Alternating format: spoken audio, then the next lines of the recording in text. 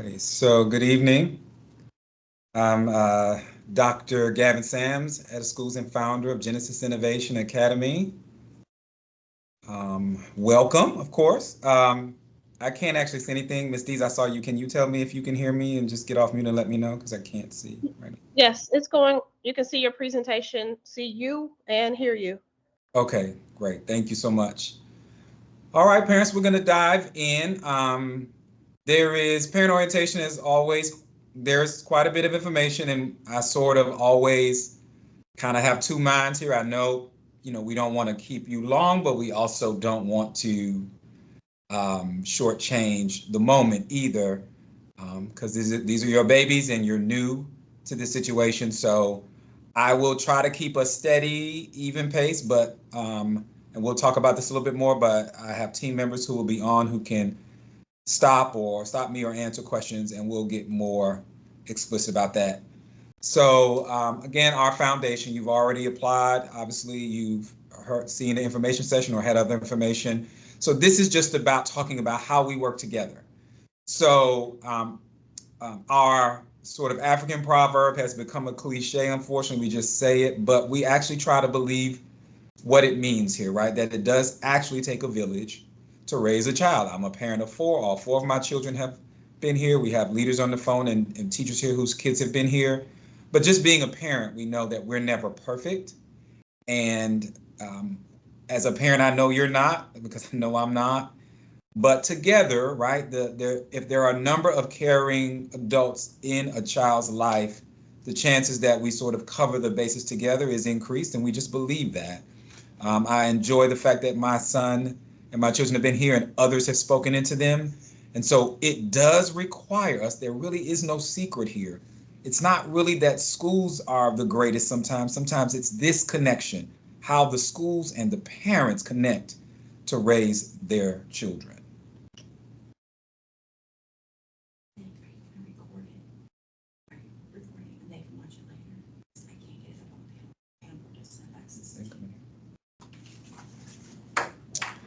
I'm sorry, my wife told me to move this slide. So anyway, I forgot. So just as a highlight, the next time we will come together as a group and have a formal will be Tuesday, July 30th. Mark it on your calendars. We will touch on it again, but open house is when you'll get to meet teachers, talk about the curriculum in more detail. That's not tonight. I know you're excited about that. We will touch on it, but that's not tonight.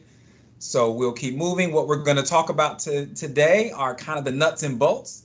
So we're going to talk about the staff, not all of the staff, but the staff that probably is the most immediately important to you. Again, the teachers are going to be in pretty much the most important people, but tonight is not their night. You'll see them and talk to them at open house, maybe a little bit before if we get them your information. Safety and security, which is a hot topic, of course.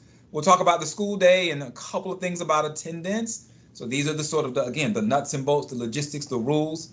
And then we'll get into some specifics about academics, behavior, discipline, and character. You're fine. On in nutrition. I have guests who are going to watch me live do this. Nutrition and just some very specifics about family involvement. Um, so let me talk about our parent-focused staff because they're going to be on many of them, not all of them, to help get us through the day. You heard me mention Miss Dees, our Girls Academy director. She's an executive director. She oversees the Girls Academy, among other things. Tracy DuBose, who is not on the call. He is out of town at the moment. He oversees and directs our Boys Academy. Dr. Crystal LaVue, who is over teaching and learning. And so it's pretty obvious that the first two, if you got a girl, you got to know Miss Dees. If you got a boy, you got to know Mr. DuBose. Now, Dr. LaVue is the person you might call if you're sort of interested in curriculum and platforms and kind of how, if you want to have a really deep discussion about teacher training and kind of our vision for how that works. Parents don't usually reach out to her, but they have. And they've had great conversations. Miss Sharita Smith, who is our executive director of business operations. She's important because there are some things that happen at schools that don't have anything to do directly with instruction. Facilities, operations, the parking lot, security, all that kind of stuff. She's your go-to person. But guess what? Call any one of these people. If you don't know anybody else but one name on here, they will make sure you get to the right place. As I mentioned, Ms. Dees does some other things. If you have a child who needs special education services or is an English language learner and needs some support there, she's the person. Dr. Crystal Lavu is overseeing right now a talented and gifted and student support team, where student support team is just if your scholar needs additional instructional support outside of regular instruction and does not necessarily require special education services. Our deans of students, very important. They handle culture, behavioral, extracurriculars, athletics, all that stuff. And so they're important people to know. So Ms. Taryn Rice is over our Girls Academy, and Mr. James Jackson is the Dean of Students over in our Boys Academy. So important names to know. So in red, I highlight, there's gonna be 3 names, I think. So if you don't remember anybody tonight, these are people who are important for you right now. Miss Julia Lee Neal, who you've probably interacted with already, is over enrollment management. And so as you're trying to onboard, she's the person who's most important to you. She works with Miss Candace Jackson, our records clerk. If you call on the phone or come into the office, you may meet her. Mr. Patrick Remy is a parent liaison, and the title is what it says. He is the liaison. So if you don't know who else to call, you want to ask a question, you're not sure if it's a good question or a bad question, doesn't matter. His role is to actually support you and help you and advocate for getting you the right person and the right service within our organization. Ms. Jennifer Potter, instructional tech, which is really, she works with teachers, but she also works with parents to help them engage with us using technology and platforms and to understand what their scholars are also doing on those platforms. She's right here, right now, trying to help me with some parents who are here in person. So we're all here, we're working together. Miss Savedra and Miss Bakhtianajad, we call her Miss Bibi, are the teachers who work with EL students who are students who speak another language or need language supports. And both of them speak Spanish fluently. And so they are available, and I think at least one of them is on this call. Front office, so again, you had 2 reds. That was Miss Neal and Mr. Remy. Miss Johnson is the other one, our receptionist, basically our primary customer service person. So if you call or if you email our info address, you will get her. She's extremely good at her job, so she will make sure you get to the right person. And then some other names, Miss Fagan, nutrition manager, Nurse Body, and Miss Campbell in the clinic. So if you needed to come by, drop off forms, talk to people about certain issues that you want us to be aware of, or how your son or daughter will be supported if they have medical conditions, those are folks, or special nutrition issues. So there are folks we have in place for that. But Miss Johnson, Mr. Remy, Miss Neal, if you don't remember anything else right now, those are your go-tos. And here again, if you don't remember that, you go to our website, genesisinnovationacademy.org, and our contact us page will have many of those names. You can email info@giacademy.org or call our main number. So I touched on this already. We have many of those team members on the call. They will try to answer questions in the chat as you enter them, because other than that, we're going to pause after each section. So I'm going to try to get through each section. And if they haven't been able to kind of address your question, they may ask me to address it after we get through a section. So if you ask a question, we may also ask you to wait until the end if we've already passed that section. And if you don't get your question answered, just go ahead and put it back in, or at the break of a section, you can feel free to ask it again. We're not ignoring you, we just may have missed it. All righty, so the first section will be safety and security.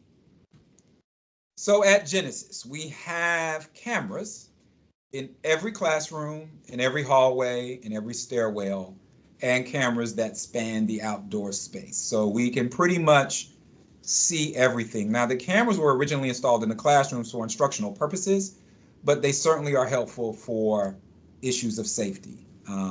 So a lot of times there'll be allegations of something that happened, and kids are upset, another kid did something or whatever the case may be. So we can just pull up the video and look. A lot of times parents are concerned that a teacher did something or, oh, that teacher doesn't like my child. They're treating my child. Well, we have cameras. We have sound. It's usually not a problem. So just be clear about that. But the outdoor cameras, certainly from a safety perspective, allow us to monitor the campus and see what's going on. We have secure entry doors, actual heavy metal doors on all of our external entrances. We do perform regular safety drills like many schools. Of course, we do it as well. And we have a school resource officer on site at all times. And our school resource officer has other officers that he can call on in case he is not able to be here. So talking about tech security, I wanted to do that in this spot as well, because it is a big issue. We do have a one-to-one computer model, which is a great approach if you are in the 21st century and you're using the computer as an instructional tool. Your scholar will have access to a computer in every classroom, certainly by second grade, if not by first grade. Please note that families are responsible if your scholar does damage a computer. Remember, we have cameras, so he may say or she may say, it wasn't me, I didn't do it. We can tell. We'll let you know. We have blocking and monitoring software. That's sort of a federal concern anyway, so we have to do that. And we have additional software things in place that allow us to monitor in real time when kids are on. Just kind of go above and beyond to make sure they're not trying to do things that are inappropriate. But keep in mind, scholars are very well versed in technology and still, you trying to log on? And still, let me see my camera. And still, scholars are just very well versed at getting sometimes through some of these security protocols. So we don't allow personal devices on campus. Again, from a security safety perspective, not just them doing something wrong, but them also being exposed to things, right? We want to make sure that this is a safe space for them. So we don't want personal devices on campus. If you need to reach them, you call the main office. If they need to reach you, they will go to the main office. We can call you if it's necessary. All of us obviously will have probably our own personal cell phones if it's an emergency. So just know that. And I know people are like, oh, but if it's an emergency. In emergency situations, when kids have phones, they tend to call and send out information that is not accurate. They sometimes tend to use devices when they shouldn't, and particularly in situations that might be dangerous, that just doesn't go well, right? So we are trained, we go through our drills. The adults are here to manage all of those situations, and hopefully we never really have to. So next year, we're hoping to send some devices home. We were prepared to do so. Fortunately, we had a flood that kind of damaged some of our devices, and we are replenishing those. So we'll see. I have a question mark because I think we're going to pull it off, so that if your scholars don't have one, we'll be able to send them home with some devices. But they do have one here, so they don't need to bring anything personal. So understand, though, we have monitoring software, but scholars who access improper sites, if they do so, it's not our fault because our software didn't block it. They're not supposed to do that. And so just know that is an issue for us. They're not supposed to do it. They're not supposed to. Improper meaning could be pornographic sites, but it could also be cheating to try to get answers for whatever assignment or assessment. So all of that is improper. Okay, that's gonna be the So this is fun, actually. I got people here. It's like having a little crowd, a little energy. So just know, like it's a thing, and we don't want you to be surprised or shocked and to think that your child isn't responsible when they visit a site on their own. It's not because we're not paying attention. They're just deliberate. And so we've got to be mindful that they will do things, but we also want you to be mindful of how major this problem is. There are all sorts of people who call themselves experts now. I'm not sure how much of an expert you can be on this topic, but we every year, and it's getting worse, we're dealing with kids who are still bringing their devices, and we monitor pretty well. But what we're finding is they will get engaged with each other after they leave. And we've actually, I literally just checked some phone messaging a couple days ago, and they started engaging at 3:45, which is after they're free from us. And it did, I mean, literally immediately. They're 3:45, they're on, and they are going in. They're going in with each other, talking about they're upset about something, and they're waiting to the next day to do something, right? Which, like, we don't really have a lot of altercations at all, mostly pushing, shoving, a lot of talking. But so they got into a little bit of a tiff, and they got in trouble. We handled that no problem. But I think the thing to note is we all as a village need to be mindful that we're raising our kids in the way they should go, and if we allow them to believe that they have these devices and they can do whatever they want because we're not paying attention, they're generating some really bad habits. All of them. It isn't one or two. We want them occupied, I guess. We don't want them bothering us. I don't know. You give them a book, let them read. Like, they are literally sending pictures of themselves. The language is atrocious. They are attacking each other, but they're not doing it here. They're doing it in the car. They're doing it at home. So we're going to try to have our tech team kind of support our parents on how to best keep their kids safe. But the best way is they don't really need a phone. For what? And they certainly don't need a phone with an internet connection. For what? Get a phone where they can call you in an emergency. What do they need a phone to get on social media for? Our daughters are getting more anxious when they get on, and all the body shaming and the suicidal ideation and all that is coming from social media. The boys are looking at things they should not be trying to look at. So just be clear. We ain't allowing devices here. That ain't gonna ever change as far as I can tell. But we need you as part of the village to get on that page with us if at all possible. So we do not allow cell phones. There are some exceptions in very rare cases. You go to our deans, Rice or Jackson, and there's a contract that we take very seriously.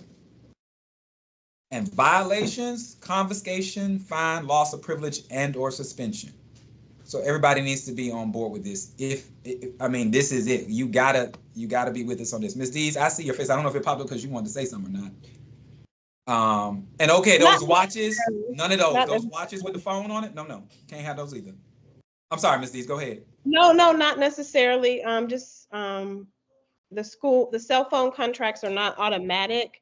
You meet with the dean to request, and it has to be for a legitimate reason. So it's not automatic. We've had parents say, "Oh, I just want to get a contract for my kid." That's not quite how it works. You can be denied a cell phone contract.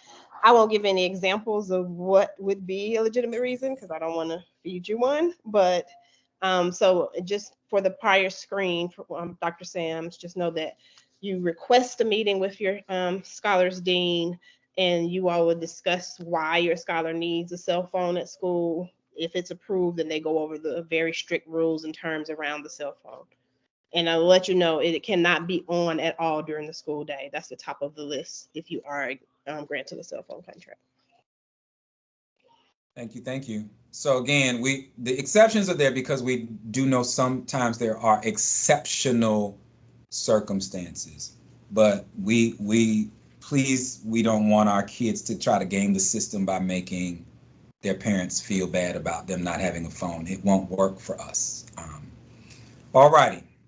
If there are no more questions or any questions on this section, this prior section, the next section. We have a hand raised, Dr. Sams. If you could just type your question in the chat. There are a few of us on here, me, Ms. Potter, and I think a couple other people that can probably answer almost any questions that you have. But we won't ask for open questions, I don't think, until the end. So correct. I don't want you to have your hand raised for the entire meeting, but you definitely can ask your question in the chat.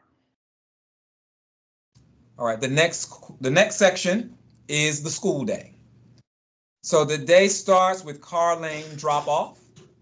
And so we want you to make sure you use a car lane drop off location. So when you circle around in our building, there is an area by the awning, which will then lead to the front office and the campus.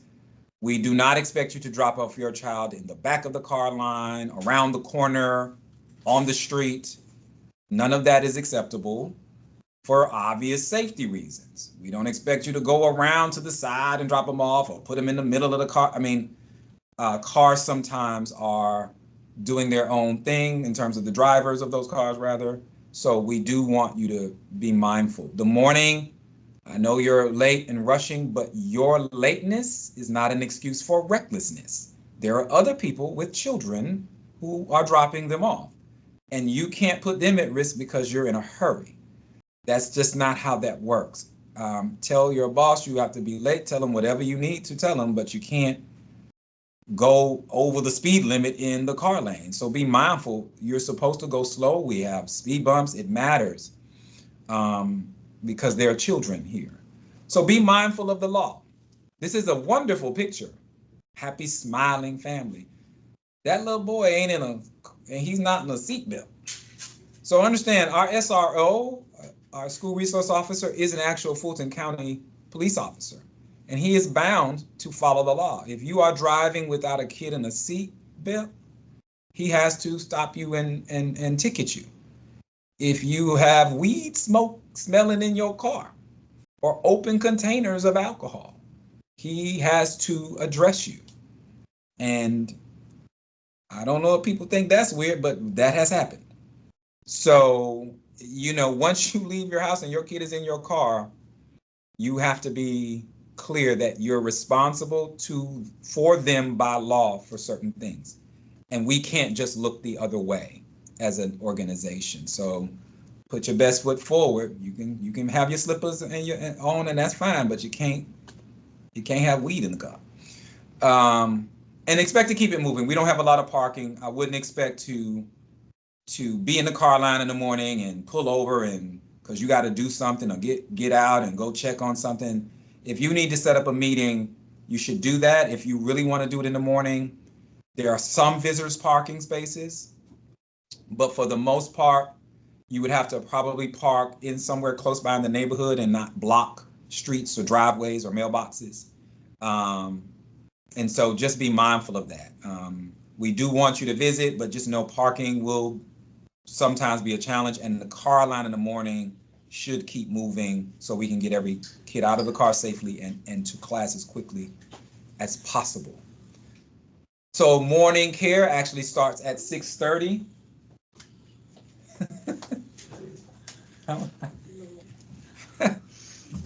Welcome. Morning care starts at 6:30 a.m. And so we have an after school vendor, which also manages our morning care.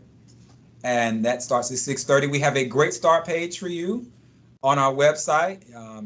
And it's on, I believe it's under the parent page. It may also be on the main page now, which will list, it'll constantly be updated. So if you have a question and you don't feel like calling or emailing anybody, go there. You'll probably find a lot of the answers.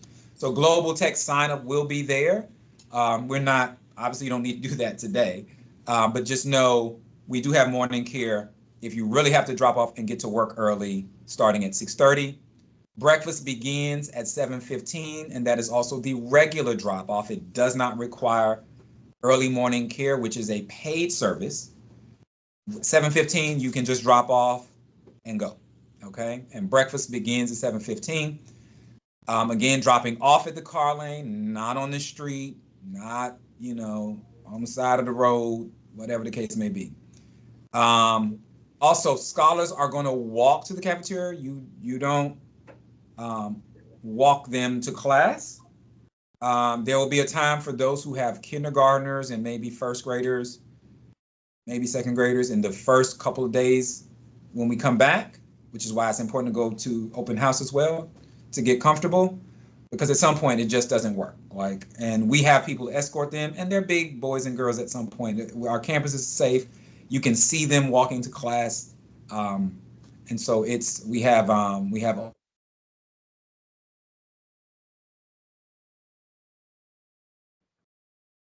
they'll be fine. The classrooms don't open till 7:45, so they will be in the cafeteria until then. Our teachers do not typically receive parents until 7:45 as well. They may do it earlier, but that is not required or expected. So just know that. So our regular school day hours, our lower grades are K through 4. They get out at 2:45, and our upper grades includes grade 5.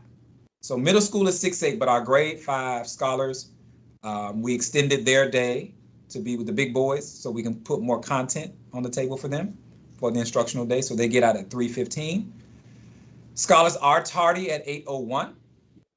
And parents, unless you are directed otherwise, you're going to have to pull over in the car line because the car line is no longer active when our staff leaves. You will pull over and then walk into the office to sign your scholars in. Again, that is a safety concern. A lot of parents will say, well, I can see them walk to class. Well, that doesn't work because what it creates is that sense that you can do that. And then there are parents who are in that tardy line and they will let their scholars out and they can't see them. But they'll act like they can see them, but they can't because they're going around a corner. And all of a sudden you've got kids supposedly walking to class and some of them are confused. They don't know what time it is. Some of them try to go to the cafeteria. Some of them can go into a modular. They might go out the back. You never know. The older ones could be sneaky. The younger ones could get confused. So we do expect you to sign them in if you're tardy. Tardy is not a problem. We all get late sometimes. The only time tardies become a problem, and we'll touch on that, is if it's constant. But then it's just a conversation.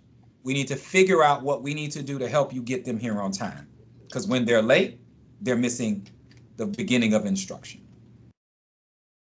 So this is not the time to talk about their calendar or schedule of the day. Again, that's an open house thing. We'll touch on it a little bit, but you'll get those full daily schedules at open house.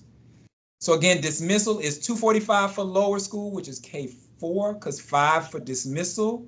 Grade 5 is in upper school at 3:15. Again, pick up from the car line. Even for parents who are walk-ups, you walk up to the car line and an attendant will be there to make sure they can take your car line number, which everybody must have. And that is again, a safety precaution for us, but also an efficiency concern. If we get your car line and you've got it, it makes things go smoother because we have a car line pickup system. So again, the dismissal times are close together. So if you're coming to the second dismissal, just know you may be in a line, but be patient, right? It doesn't take as long as it seems.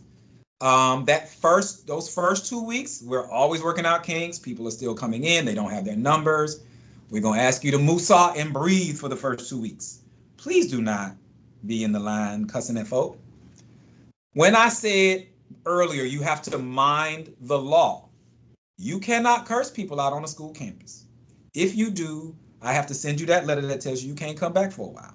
And if it's real bad, you may not come back at all. You're going to have somebody else drop your child off because you can't cuss around children. It's against state law. You cannot harass a staff member at a school. It is also against state law. You can't be engaged in disorderly conduct. Some of these are just misdemeanors, but hey, if you want to go to court and deal with a misdemeanor, pay a fine, that's up to you. But I will tell you, you cannot come, and you cannot come, because then if you come, they will arrest you. I've had to ban a few parents before. So just know that it happens. It is not an excuse that you get upset to cuss around people's children. We should be clear. All right, early dismissal, make sure you let us know. Just be mindful that a half a day is required for a full day. If it's less than a half a day, it has to be considered an absence. It may be excused because you have an appointment, but it is an absence. Again, like regular dismissal, you pick up in the car line. The main office is closed. You pick up in the car line if we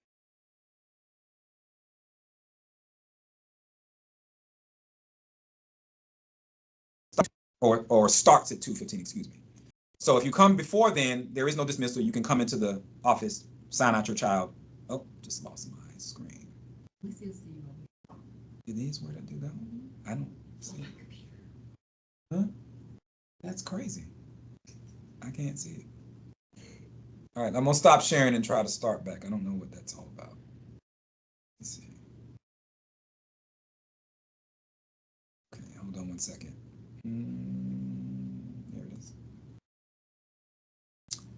So at 2:15, if you come, the door is locked and they will not open it. They will talk to you through the microphone and let you know that they can't. If it's an emergency, you have to call in advance as best as you can to make sure they know that there's something happening and you have to get your child after 2:15 during dismissal.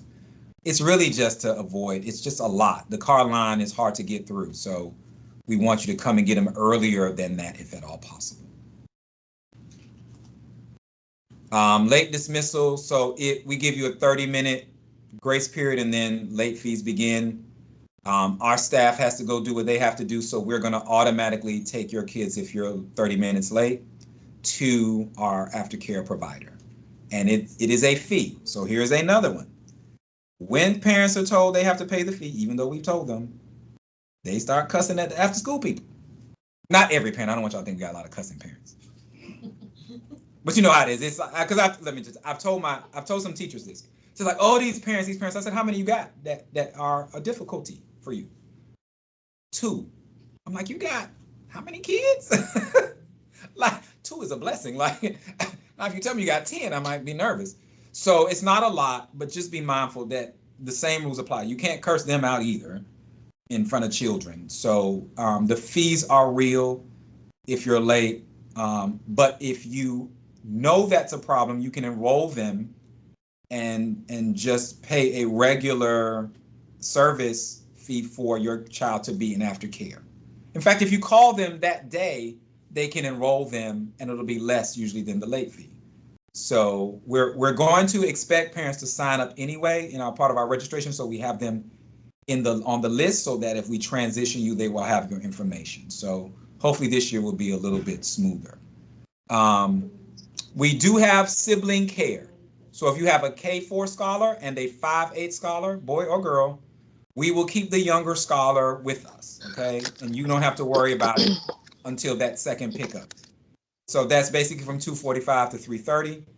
But you do have to register, right? You have to let your homeroom teacher know that if it's a K4 scholar that you're going to require that service. So we do provide that free of charge.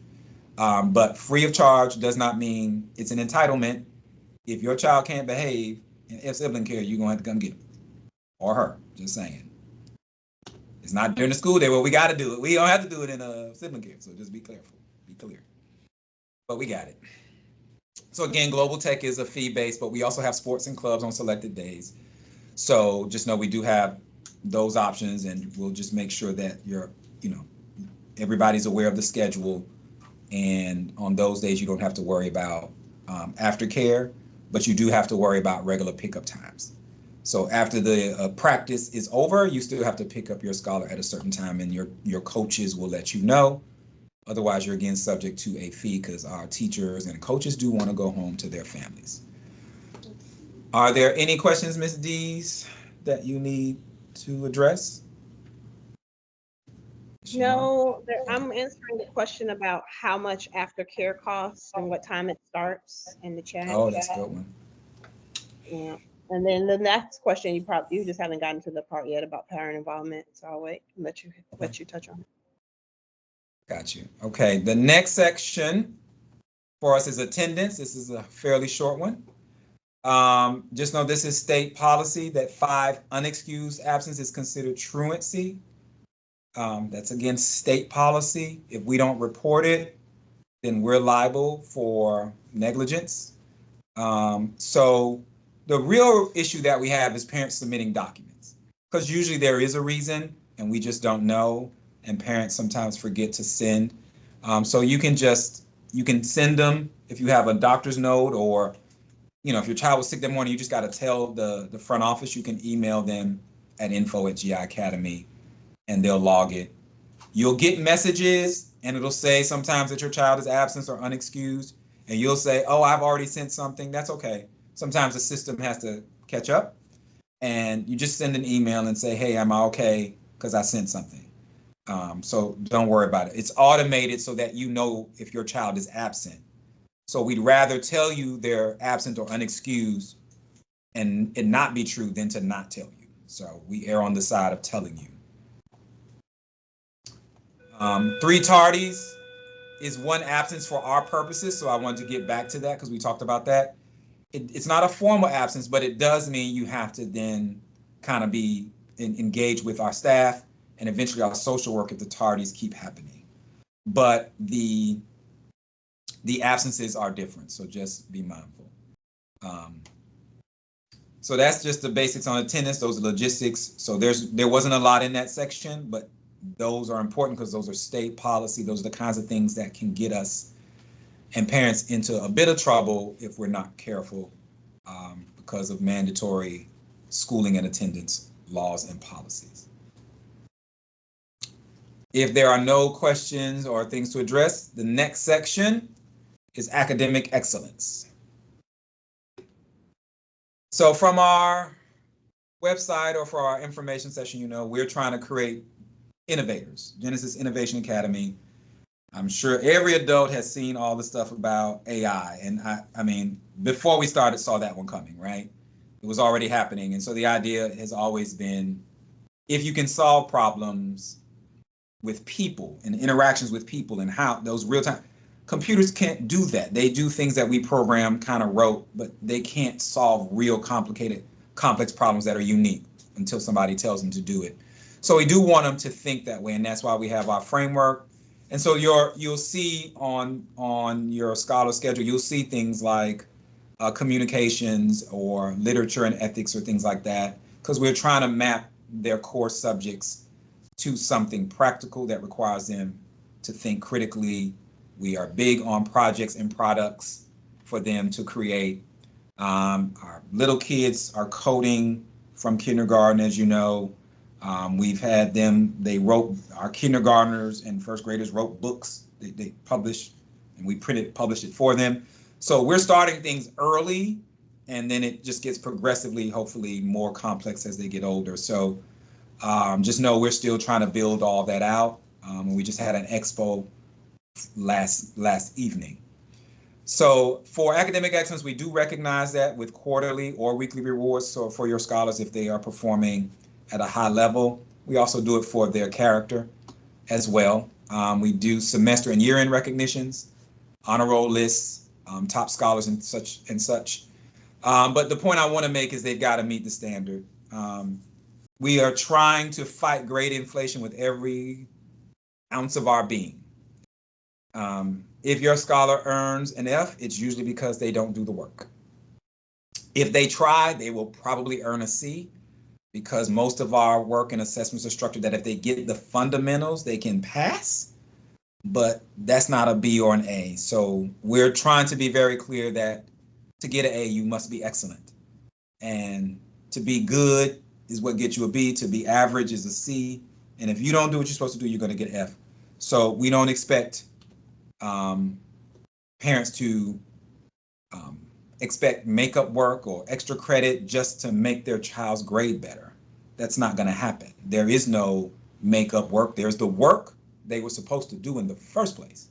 And all the excuses they make won't matter to us. So you should be clear. In fact, our teachers are probably too lenient on this point sometimes because it doesn't teach them. Remember, we're a village. We're trying to help raise our kids the way they should go. And if they think they can get away with not doing stuff and making excuses, I don't know how that's going to work in the real world, because it kind of doesn't for the rest of us. So we will give them homework. It's most in effort grade. It's not for you. We do struggle with that, but I'm going to talk about how we want you to handle stuff like that. What we want their grade to be based on is the independent work that they do with us. So if you're doing the work at home or their projects, then that's you. And I always tell, I've done it. I will say this every time I do this presentation. I remember working on my son's project, and he got a B. I was like, how did I get a B? Don't they know who I am? I did this project. I should have got an A. I was mad, which is ridiculous, but I was. So it really should be their work, but that's up to us too. We've got to structure these things a little better so that it makes sense for them And there's some things that we want you to help with. I think some of our scholars had to interview with parents, because my son interviewed me for one of his projects. But the work for him was not the interview, it was putting it all together into a coherent whole. So there's some things you can do. We don't mind if you help with homework, because that's really effort, and that's a good chance for you to see what they're doing and to push them and to make sure they're doing their work. But the stuff that we're really going to grade them on and is going to really impact their grade is the stuff they do independently. For promotion, it comes into play, like they have to get a 70 or above in core classes, and they have to pass milestone subjects in grades 3, 5, and 8 in math and ELA. So if they, again, we can't make that up, that's the grade they're going to get. So there are times it's possible for your scholars to get an F and still be passed to the next, or placed, in the next grade. But that requires a meeting and a plan, because we want to know what happened, because you got to work to get an F, quite frankly. You got to work it, not working. Because we're not going to give them extra work, but we will work with them to make sure that they're doing enough legitimately to get a passing grade. So 1 F, maybe we meet, we talk about that specific thing, what happened in the plan, and then they get placed. It says placed, it doesn't say the same as a promotion.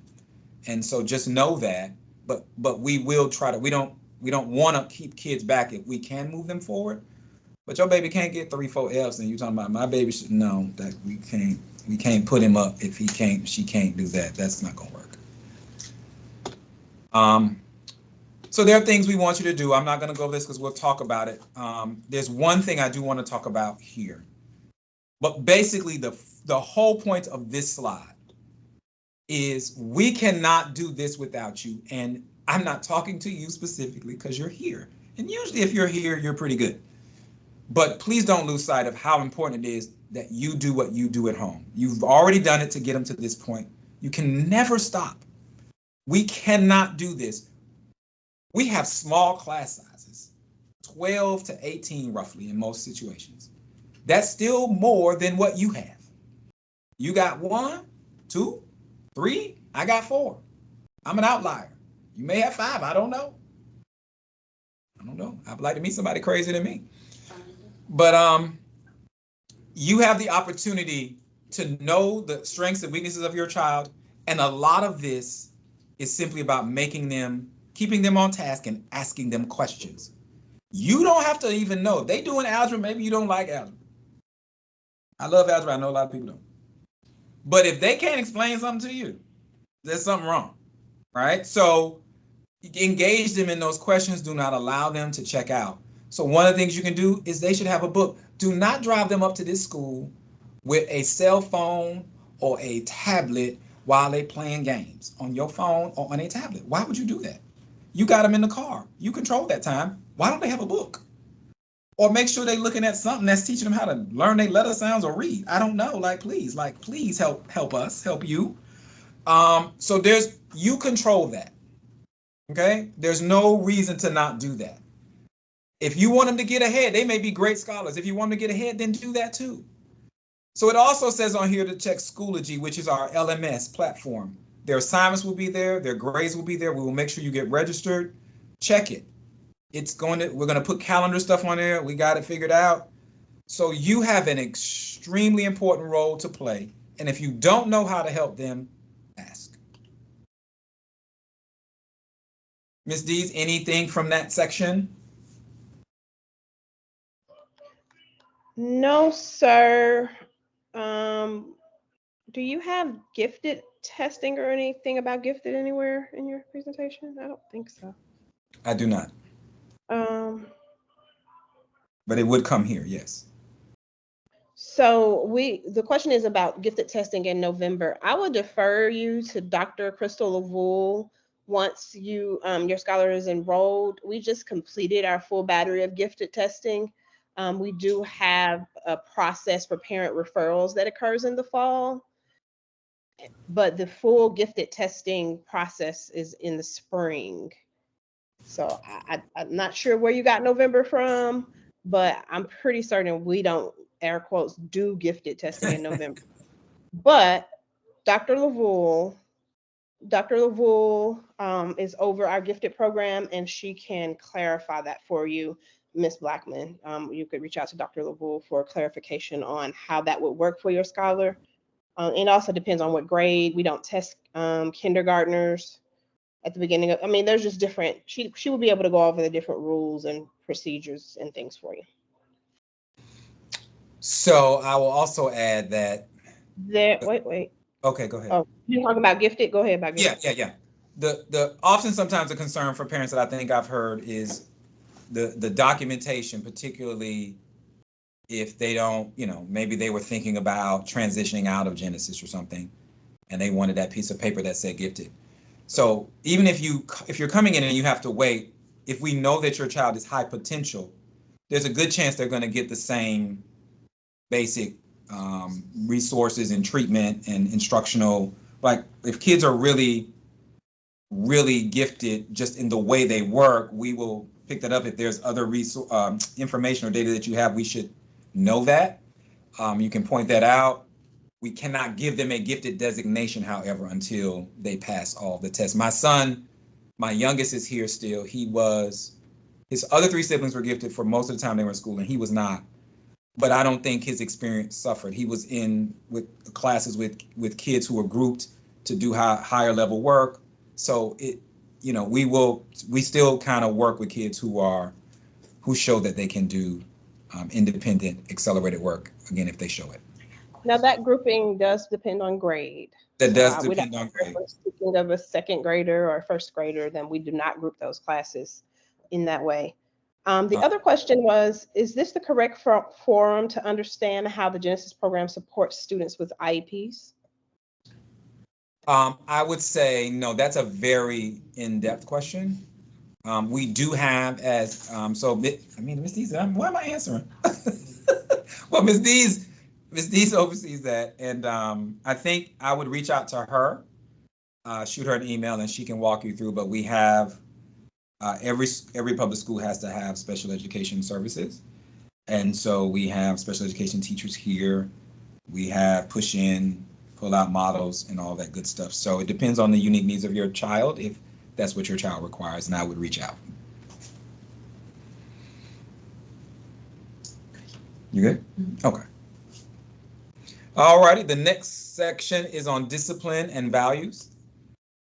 So discipline, as we see it, is not, okay, I'm disciplining you like you're about to get a spanking. It is, the best definition I've seen is systematic instruction given to disciples or followers of a particular philosophy to train them as students in the performance of an activity or to follow a particular code of conduct or order. So it's really about the training of young people, disciplining them, helping them be disciplined people who have restraint and self-control, who pick up some wisdom along the way and understand the importance of doing things the right way and how to do things the right way, to not give up and quit at the first sign of trouble. That's what we're after, to create a disciplined young person. So we want you to constantly keep that in front of them. All right, this is the village requirement. Like, we just do not do excuses. I'm a dad. I'm a girl dad in the sense I will be tough on the girls, but it's different. Because to the boys, I'm like, no excuses, man up, get it done, right? I know you 5, but man up. No, I'm just saying, I don't say that to the 5-year-olds. But we do expect them to be big boys and big girls. Excuses are not reasons. We'll take reasons. Like, explain to me what happened. I'm listening in the best way that you can. But don't whine and complain and tell me why you couldn't do something and that's all you got. And please don't blame the person sitting next to you. Well, he made me. No, he didn't. If I asked them, I say, what happened? Well, you already started wrong. What did you do? What do you own? And I know parents sometimes, well, it wasn't his fault and it was that other kid. It may not have been his fault. It may not have been her fault. But you know what we're concerned about in that moment? How to train that child in the way they should go. What could you have done better? You may not even get in trouble, but I still want to know the answer. How could you have handled that situation better? Because it's about you developing discipline and getting better. So we partner together to make sure they're developing this character, this integrity. So if you have a concern about a behavioral issue, we just ask that you keep it positive. We're trying to do the same thing. Please do not fight with a teacher and go at a teacher in front of your child. Please don't tell your child the teacher's stupid and they getting on your nerves, because your child will pick that up and they will start to manipulate that situation quick, fast, and in a hurry. If your child is complaining to you, you remind them to never disrespect an adult. You say, Mama got it or Daddy got it. Tell me, son, tell me, daughter, and I'll address it. You're not supposed to address it. You're supposed to be good. Do what you're supposed to do. So we should all be clear. You don't have to fight with your child in the room, because it's not a good look, and it's not a good look for them. Make sure that they understand from you to always be respectful and let the adults handle the situation. Make sure, okay, supplies and everything is done with supplies and organization, book bags, uniforms, meeting expectations. It is more than a notion and frustrating when we reach out to a parent and say, your child doesn't have pencils in his uniform, and we get, well, that's y'all job. Don't y'all have pencils? What? Yeah, I got pencils, but why don't you have pencils? Why doesn't he have pencils? Like, I missed that memo. Like, when did we send that out?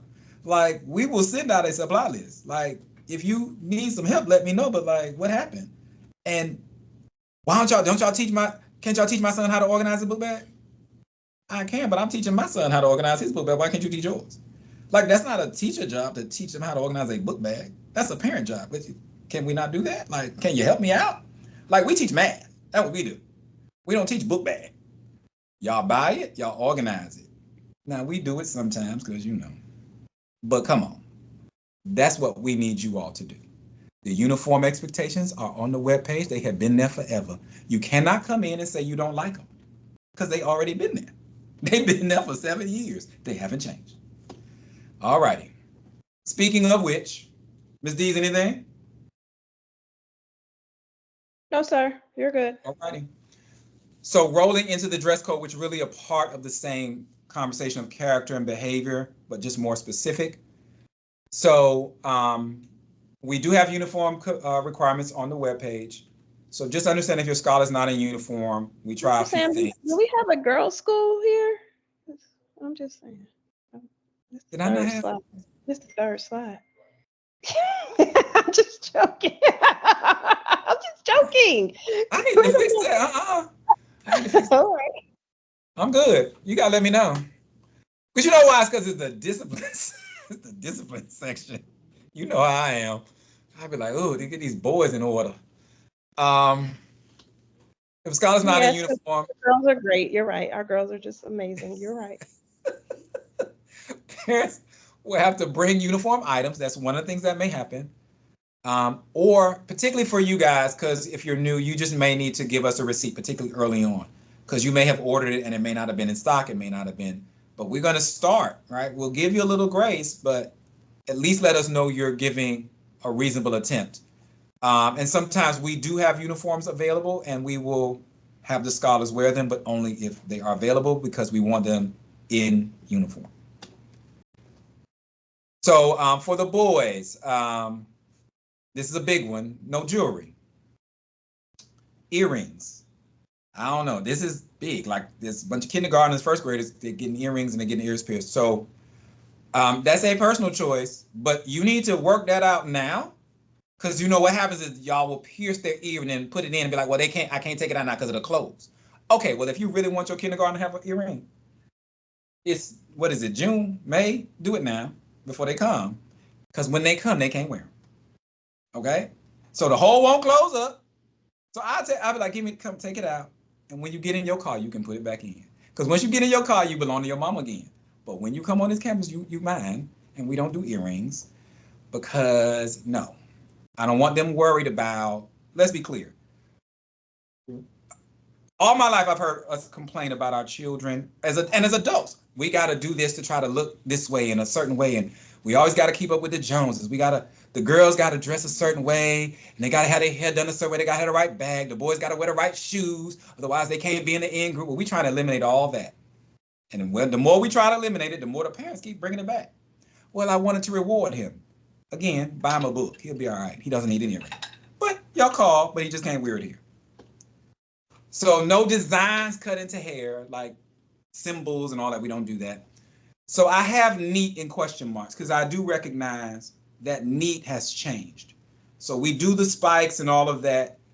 So it's a judgment call, and we'll call you because sometimes the kids take advantage of it and they just don't do anything. Like they don't even try. They just, the hair is just matted. They ain't seen a comb. If they got dreads, we'll take it. Dreads are matted, but that's an actual thing. It ain't just because I didn't feel like being bothered, right? In fact, dreads require a lot of work. So if you can put in the work, okay, that means there's some discipline happening. So remember what we're after. We're not after I roll out the bed and I come to school because I don't feel like being bothered.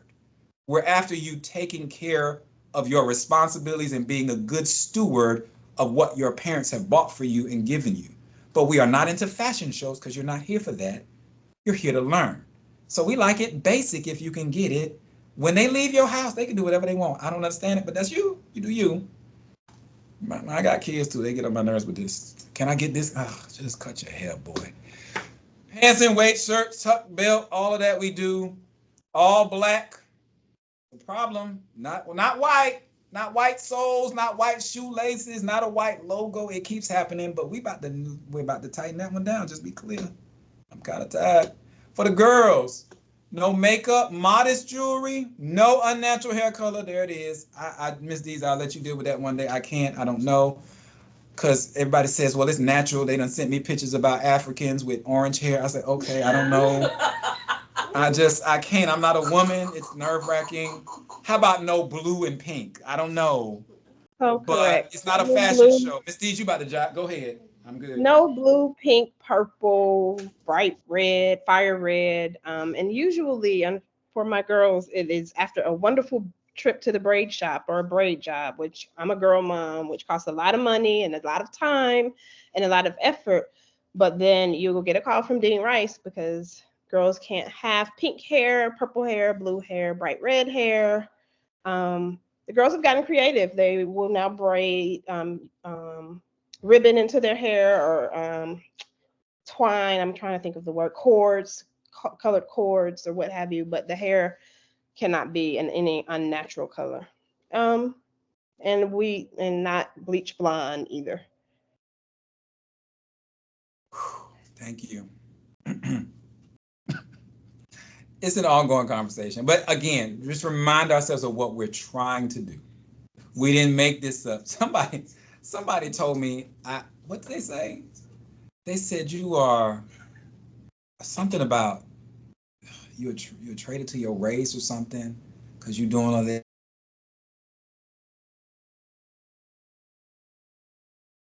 natural hair or something. I don't know what they said. I was like, my wife's hair is natural. My hair is natural. I don't know what they got to do to color your child's hair. So it is about our kids are exposed and are dealing with a lot. And clothes and hair is just more pressure to keep up with the latest thing. I had a mom break down in tears because she spent $200 on her son's hair and he wouldn't take care of it. She cried out in the front in the car line. At first, she was mad at me because he wouldn't take care of it. Then I realized she obviously wasn't mad at me. She was just mad that she was trying her best to make his life better, to give him a great experience as a son, as a single mom. And she was trying to do everything she could to just make him feel good about himself. And it didn't work because that's not going to do it. And it's expensive, as Miss D said. So we've been trying to take the pressure off parents. I'm like, just blame us. You know, I would do it, baby. But Dr. Sam said, no, you should be mad at him. I'm good. I'm good. I'm good. All right. So everything else is listed in the handbook and also on the webpage about dressing down and rips and tears in jeans. We got all of that. Outerwear. If you'll hear your child complain sometimes that it's cold and we wouldn't let them wear the sweater that you bought them and it's red or orange, they can wear our fleece and other Genesis gear that we approve in the building. However, if the air conditioning is off or the heat is off, we will let them do it. But if it's a reasonable temperature, they got to take it off. It's usually not a problem. Don't worry about it. But we expect them to have a fleece or some other Genesis outerwear if they're going to wear it in the building. All righty. Any questions? None in the chat. Got it. All right. Some more on specifics of conduct and consequences, just to give you a sense of who we are. So level 1, this is important. It says we sweat the small stuff. So there's a scripture that says the small foxes spoil the vine. That basically means we try to get them before it gets big. So when we get on them about their socks not being black and they think they're getting away with wearing red socks, we good. Like if that's where we are, that's where we want to stay. We don't want to get to they cussing the teacher out because I can't do that. That's not gonna work. So we do sweat the small stuff, but we want you to understand, parents, do not do the whole thing. Why y'all telling me about all this little stuff? And my child, what about what he's doing in the classroom? No, we're telling you about the small stuff because it allows you to have a conversation. We're not suspending him. We're not putting him in a corner. We're not beating him up. We're taking away points. He can't like have free play or something. He can't get a piece of candy. I don't know, but he's disruptive or he's disorganized. He's not disciplined. So he loses a point. And that's a conversation for you to say, what's going on, son, daughter? What are you doing? What? Well, you see, because the other, no, we need to have, no, what? No, that's not what we do in my house. So it gives you that information. And it also allows the teachers to kind of keep it down and not have it become something bigger. And if every kid has to deal with it, they will adjust. Only time you get in a problem is if you play favorites. And adults should never do that. And I hope our teachers have figured that out. I don't seem to have that problem. As long as everybody knows what the rules are, they will be okay. But we do sweat the small stuff. But we're not punitive. So here's some things we do. Redirection, change seats, behavior assignments like essays or reflection essays. They'll get a timeout, particularly if they're little, in class or out of class, silent lunch, loss of privileges, a behavior contract. So we don't go to suspension right away. We can do a parent call, a detention. We do Saturday work detail. I have that in red. So they have to be here at 6. And y'all got to bring them. I had to do that once with my oldest. He ain't doing no more. Parent conference, parent shadow. He hadn't done his homework or something. I had to bring him at 6 o'clock. I'm the head of school. I had to bring my child at 6 o'clock. Because the rules apply to my children too. So, and then we get to suspension. But that's the last or for the most egregious acts. So when we get to level 2, that's disrespect of adults, of peers, or property, right? So just understand that's when you might see a suspension recommendation because we just don't. It's not necessary. So suspension is not something we just like. Well, she was just. What? No. So when a lot of people talk about bullying, understand it's not really level 2. So what you'll find, particularly if you have a boy, is they talk about each other all the time and their shoes and their headline. But then one day your son has somebody say something and he gets mad. And then he comes home and he tells you he's being bullied.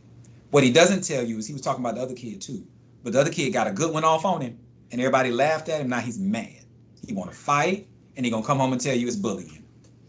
Let's be clear what's going on. I did it. All my friends did it. The generation after me did it.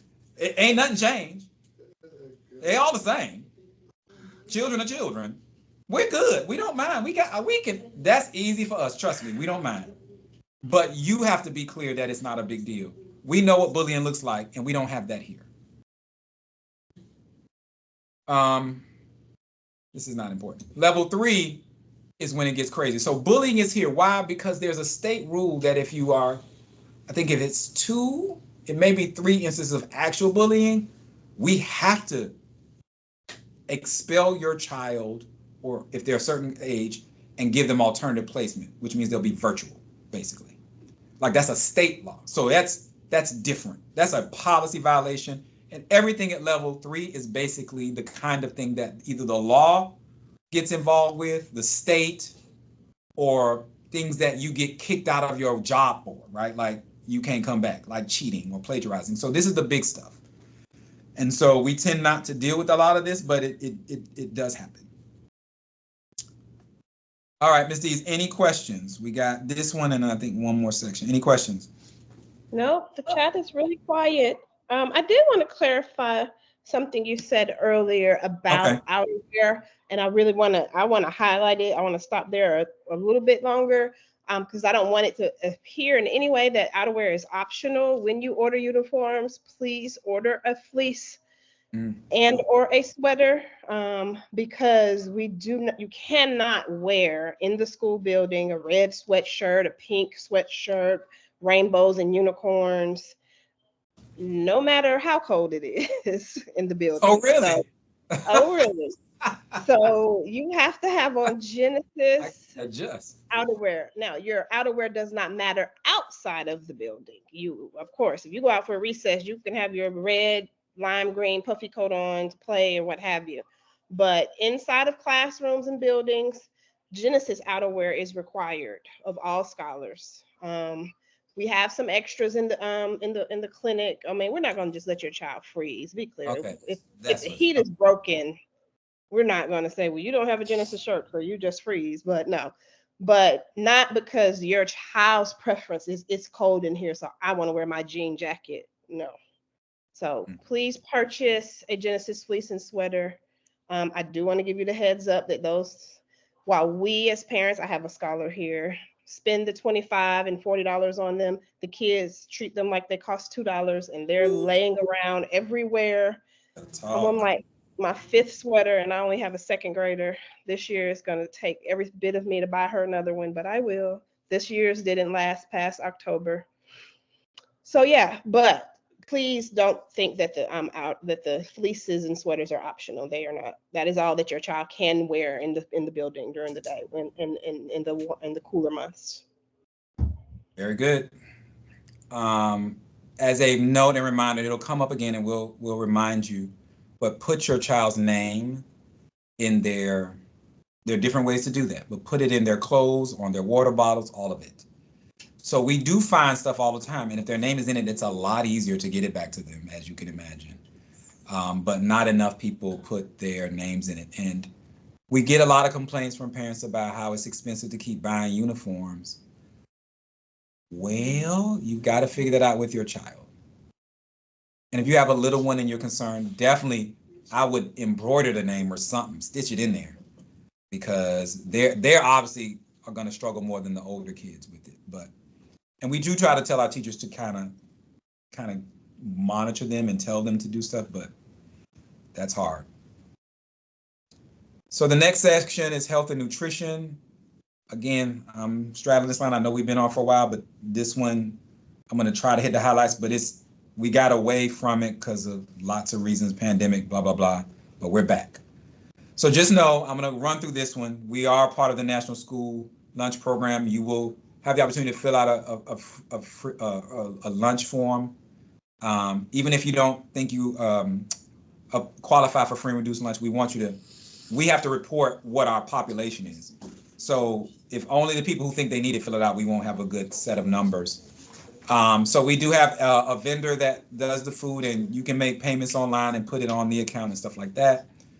And so they do have requirements, and you can find out more. We'll give this information, but it has to meet a certain requirement in terms of the kind of food, whole grains and all that. They have to provide vegetables, but it is still school food. It's not mom's cooking. Let's be clear. But it is available, and just know that. Now here, this is us, right? So when you send, because the federal program has requirements to try to be healthy, we try to one up them a little bit in terms of what you can send your kids with. So no sodas. It's either juice, water, or a sports drink. Clear water bottles is the expectation, because otherwise they start hiding stuff. So that's when we got to tighten up on again. The chips, baked, tortilla, sunshine. So we have it in our handbook. So just know this is in our handbook. And the point here is just like the other stuff. The health issues are bad, and there's more and more stuff happening with food and the way food is prepared and processed. And it's a lot going on in the community that we serve. So we're just trying to fight it by pushing the health agenda a little bit more. So baked goods, homemade, all of that, just not processed and packaged. Don't send it because we're going to get back to confiscating the junk food. So everybody should be clear. So there's stuff on our website, on our handbook that will tell you what will happen and what we expect. So we are nut-free school. Um, so this has seemed to have been a lot calmer, but there are kids here who could have serious concerns. So we know people forget and make mistakes, but just understand if we see it and we address it, that's why, right? People can get really ill, if not also lose their lives. If you have special concerns about allergies, you can let us know. We do not allow students to use microwaves because it can be dangerous. So don't send them with stuff and tell them they can heat it up because they cannot. Teachers are not allowed to do it for them.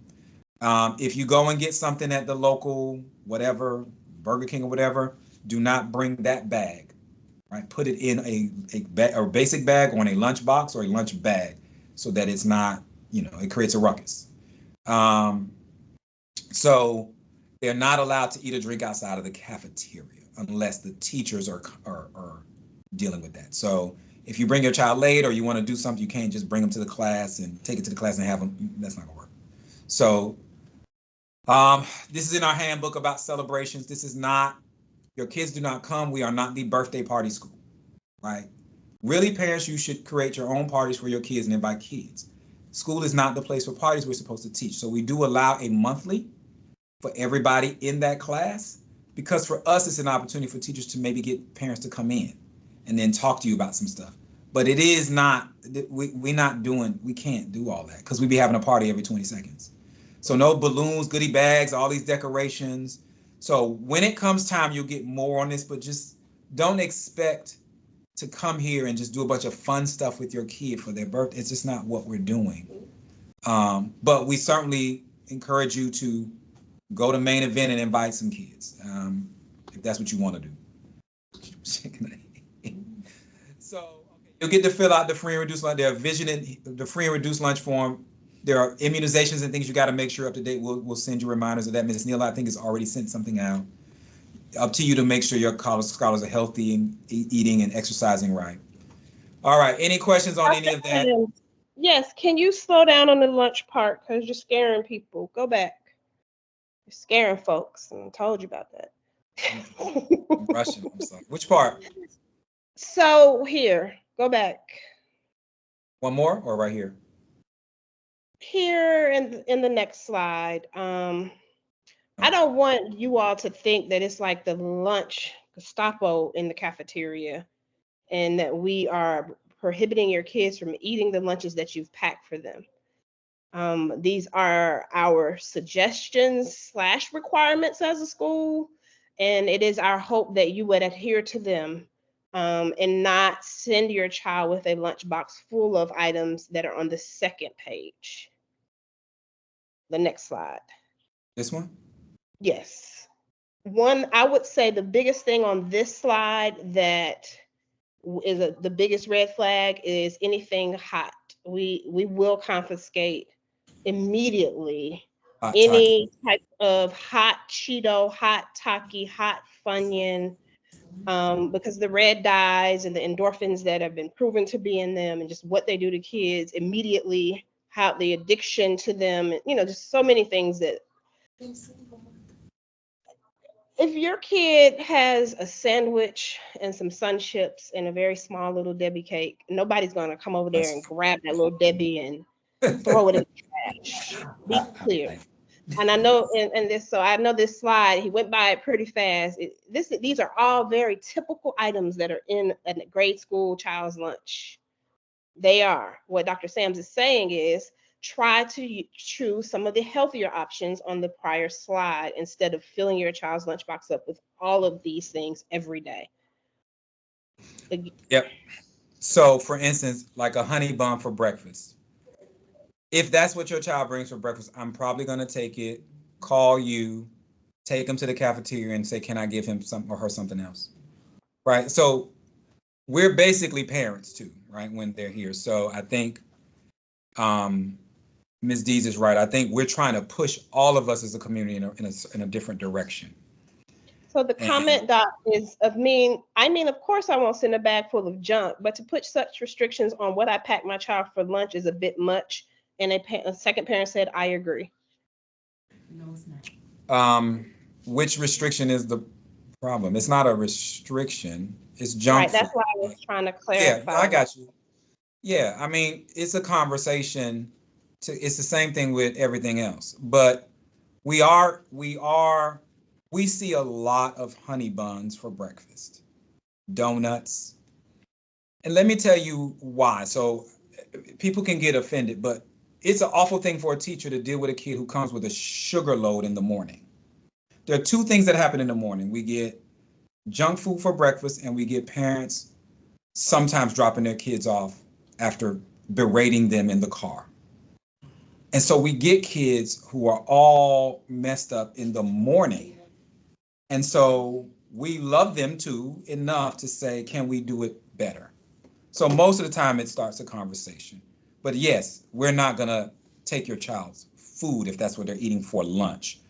But sometimes they'll have an extra snack and it'll be a hot Takis, and Miss Dees is right. Like, and usually we'll, like, if I take it, I give it back to them at the day, and I may walk to the car and I may say, Mom, hey. Right. So we're trying to build family and community.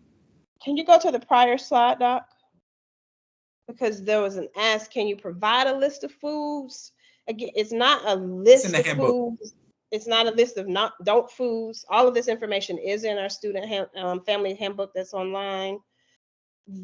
Again, what will be taken are any bags of chips that are not a personal size. So you can't stop. Please don't stop at the corner store, buy a big bag of hot Funyuns, 2 big Arizona teas, and honey buns. And the mom who's asking this probably would never do that for their child. No. So they can't fathom why this is even a thing, why we're even discussing this, because why can't I pack? Because you're going to pack something sensible. But you would be amazed by how many kids in the past have gotten out of the car with the black bag from the grocery store with all types of things that are not helpful in their growth, in their mind development, or just in their immediate functioning in the school day. And like a lot of things, you'd be surprised. So like the first thing that happened with the phone for me, because we had him at one point, is my son saw something on his friend's phone. So I didn't send him with it. My son, my youngest, also trades food, unbeknownst to me until I figured it out. So, and my children all have massive peanut allergies.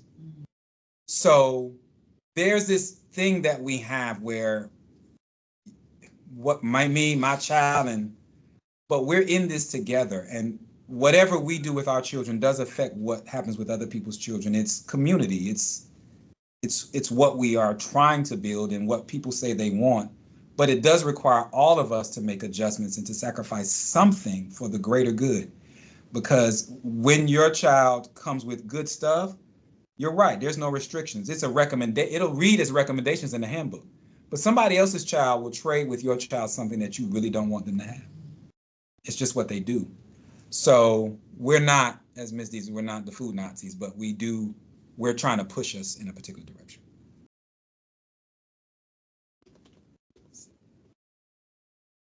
Thank you. I do want to clarify one more thing here in this section. Our rule has always been clear water bottles for safety reasons so that we can see. We are aware of probably research and things about the health and the plastic issues with clear water bottles. So we have not been very firm on that. Most of our kids actually carry thermoses, and Stanley cups are rampant in the girls' building right now. And as you all know, those are not clear. We do, so we do monitor, what's in them. But I don't want you to feel like if you are truly one of those families who is against the plastic and the BPAs and things of that nature, that there aren't other options that you can explore. There are. Yeah, you should be. I think that's an old line, and I think I forgot that. So we'll just adjust that one. Yes, sir. Thank you. Because the plastics are worse. In fact, I think I have something somewhere about that. It's in the handbook. There have been a couple of questions about that in the chat. Yeah, I think I actually changed it in the handbook to recommend the metal. So So I think that's an old line. And I was thinking more of the safety. But yeah, you're right. I'm going to check that. But I'm pretty sure because I think I'm doing the same thing because the plastic thing is awful. All right. So last section is family involvement. And so we want you here for lots of reasons, and the leaders especially, let's be clear. So when you come and observe, if you have any feedback or concerns, then we will know, and that's actually good for us because that's how we know, because we can't see everything every minute of the day. So you would just set up an appointment to observe with your classroom teacher. Check in. You're supervised. You can't roam. You're going to one place. You're going to see that class and only that class, and there's a minimum amount of an amount of time, like a class period. You cannot talk with the teacher. It's not a discussion. It's an observation. You can send notes back to the teacher later, but there's not a time to hang out. You're not volunteering. You're not helping. You're not talking to the other kids, and your kids not having a good time. You're observing, right? But we want you to do that for an hour max. Then we have family student conferences, which we want you to set up if you need to, and we hope that you bring your scholar. Amazing how different it is when you talk to the teacher tells you one thing, you talk to your scholar tells you one thing, and they keep going back and forth. You put them in a room at the same time, magic happens. I thought you said. Teacher says, tell your mom what we doing here. It breaks it down all the time. But sometimes the teacher has to admit that they've made an error or missed something. So it's always good to have the scholar there as well, and it's good training for them. Just be mindful, if you're K-5, these conferences are a little easier once you hit middle school. Multiple classes, right? Middle school teachers have 6 classes, 6. And so they have a lot more kids and a lot more parents to kind of conference with. So you may not get it as easily, but your scholars are more mature. So they're in a better position to advocate for themselves and also give you better information. So communication, email, primary, not only. We're supposed to get back to you through email. When we use communication apps, a GroupMe, a ClassDojo, I do not have that as a formal thing that they have to use. So sometimes it becomes very social. Parents are saying stuff at 8 o'clock at night. The teacher's expecting them to respond because it's like a social media platform, ClassDojo. That's not what it's really for. It's just for like taking pictures. It has behavior tracking, quick notices to parents. But formal is email. You should do it in email if it's formal, if you have a concern, and teachers should do it. If y'all go off track and do something else, I'm just saying that's not the expectation. So the communications apps are informal, email is formal. So Power School, actually Schoology, they're integrated, is where our teachers will go. So I got to change this. It says Power School. I thought I changed it. It's Schoology. But either way, there's a platform. So you have to go in and see. You can set up alerts. Ms. Potter will tell you how to do that. Every time an assignment is entered or grade is entered, you can get it, or you can get it weekly. My kids use it at another school where my older kids are. So just know, like, we're not going to reach out to you every time a grade isn't what you expect. When I was in school, my parents got a report card. That was it, unless something went wrong. And it was like, do not let that school call me, right? Now you have electronic means. You can check all the time. If you don't like what you see, you can send an email to the teacher. You can send it in the system, if I'm not mistaken. So you have access. You should use it. I've had parents tell me they didn't know what was going on, and it was February. And I said, well, what happened? Well, I tried to log in and I didn't know how. Why didn't you ask? I did. Nobody returned my call. How many times did you ask? I asked in September and I ain't hear from nobody. So then you didn't try again? Like, you get to me at some point, I'll make sure you're all right. But Miss Dees will make sure you're all right. I mean, Ms. DeBoe, you'll be fine. Okay, so last thing on this, and I have not done this until today, and I'm going to say, so I want parents to, 3 steps, okay? Because I don't like when parents are like, well, I didn't want to be that parent, or they just get angry and leave, and I didn't know until they left that they had an issue about something. I had no idea that was fixable. Email the teacher, step 1. If it doesn't go well, don't wait, email the director. copy the teacher. If it doesn't work, email me. Because here's what happens. Teachers get busy. They might not have seen it. We know we got to respond, but life happens. So don't get upset. You can email the director and say, hey, I don't know if she got it, the teacher got it. Can you help me? Guess what? Directors get busy. Okay. So, but then email me and copy the director. So we will get you. We don't avoid parents. It's just not what we do. We actually want to hear from you and we want to help. But sometimes we miss it, but we're not trying to be mean. But you also may not agree with what somebody's saying. That's okay. We understand that.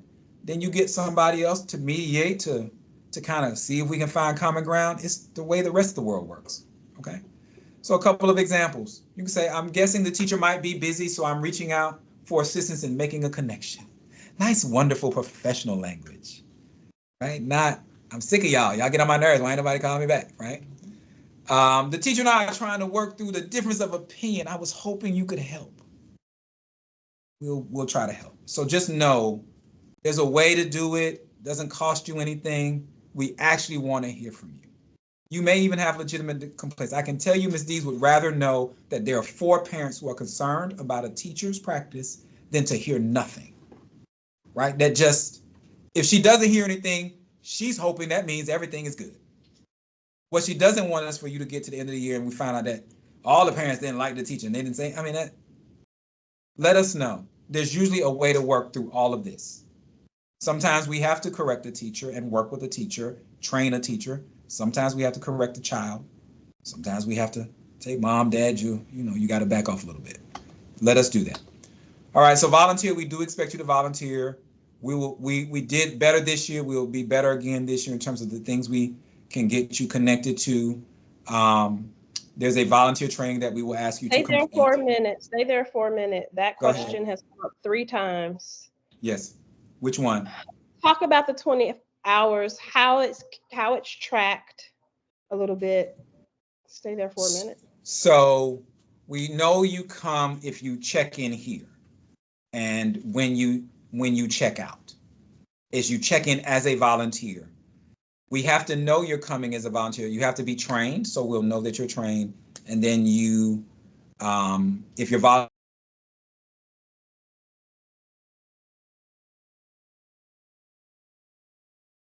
You will sign up to volunteer. Uh-oh, my thing lost. I can keep talking. So, and he tracks it with that. And then if it's something external or on a Saturday or something like that, then that's just a report out, basically, that you showed it as a sign-in sheet and we know how long the event lasted. So we just had a mother, son, father, daughter dance. And so they were volunteers and we know exactly, the parent liaison knows exactly how many hours you were there. So we're not like, what time did she leave? If it was a 4-hour event, it's a 4-hour event, you probably just get 4 hours credit. So the family engagement team is tracking all of that along with the front office.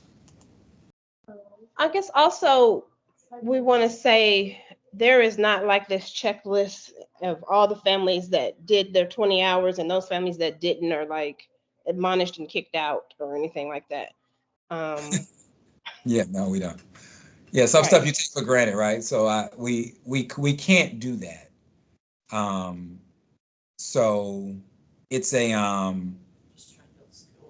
so what we do is we try to build a situation where our top volunteers will get recognized and get something, and then there are volunteer requirements that may tap into some other extracurriculars for even some bonus stuff for your kids, let's say, like a pizza party or something. Like we try to create incentives going forward so that it doesn't affect instruction, but does affect like the extra things that we can do for families. And so some families may qualify because they volunteered, and some, it's just like winning an award for academics. If you got an A, you get the award. If you got your 20 hours, you may get the reward. So yeah, we wouldn't and we couldn't kick you out if you didn't volunteer 20.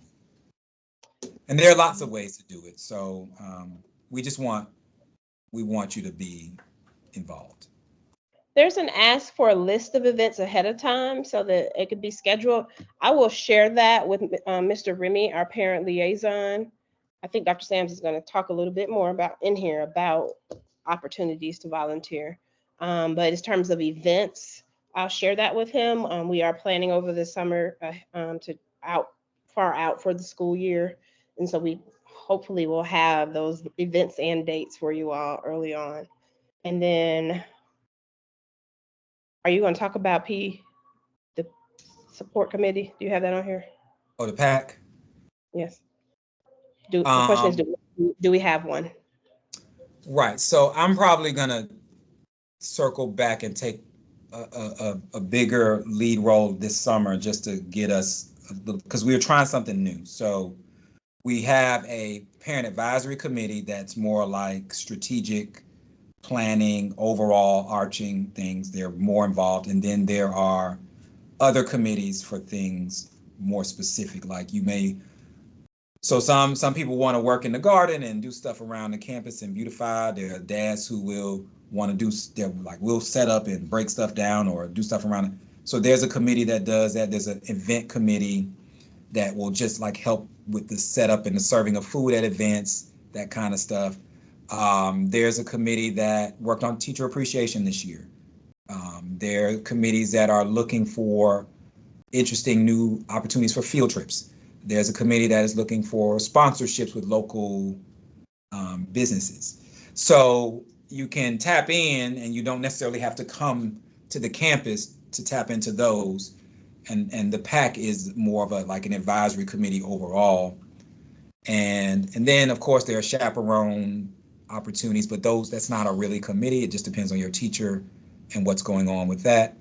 So there's other ways. Clubs and sports are also good. We often have assistants. We've had head coaches who are parents, actually. And if they are qualified and they apply and they get it, we pay them a stipend, like we pay all of our coaches. And so that's another way, a club sponsor. So there's multiple ways. We will send you a survey to try to gauge what your interests are and then assign you to whatever committee or thing you want. There's also opportunities to be on a board committee. This depends on what people want to do. So there's lots of opportunities.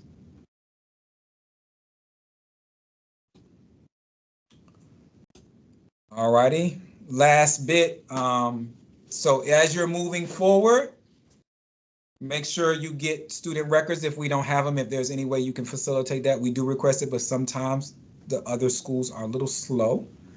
So the registration side of this, you'll use our student information system and our learning management system, all wonderfully fancy terms, but you'll get in so you can get information. You'll put information in and you'll get information back about what's going on at the school or with your kids, with forms that we need you to fill out going forward. So you're gonna we have a messaging platform. You will register for that. We have the dismissal platform. You'll register for that. So once you do this, you won't really have to do much again. But that beginning, we have payment platforms. That beginning, there's a lot. You'll get it in 2 phases. So we'll try to ease you into it, but just know to look for those things. So when you start the year, you'll have all of that done. So Ms. Neal will be overseeing that. And then what we will be sending out probably by Monday, the summer reading list will be finalized. We'll probably tie that up this week and then get it out on Monday, and we'll make sure you go to the Great Start page. You should see it there. So you just keep checking that. Also, supply lists. It's a good time to look at whether there are going to be some uniform sales this summer. They often run sales, the main vendor. We may send some stuff home other than summer reading, so just things that you can do with your kid. We are going to be working with our parent advisory committee. Maybe we'll do some connection activities in the summer or something to connect you to some of our other parents. And then our open house, as stated, which will be in July. So those are some things to look for. And then at that, we are at the last point. If there are any remaining questions, we will take them now. We thank you for your patience. We know that was a lot. We will chop this up and post the modules on the website in case you want to go back and listen to anything. And a lot of this is in our handbook. This is essentially a presentation about what's in the handbook so that you're aware of some of the key things that we deal with and want to highlight. If you have additional questions at this time, you can raise your hand and then I will acknowledge you so you can come off mic and ask it.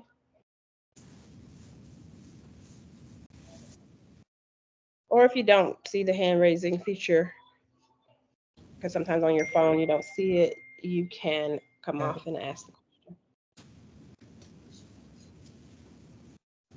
Okay. So my All question, can the shoes be any brand? So I have a question in the room. Can the shoes be any brand? And the answer is absolutely. They just have to be black. Wait, what grade are you in? Yeah, I was going to say that depends on grade level, Doc. Yeah, he's a middle schooler. Yes, middle school, all black. Girl or boy, doesn't matter, all black.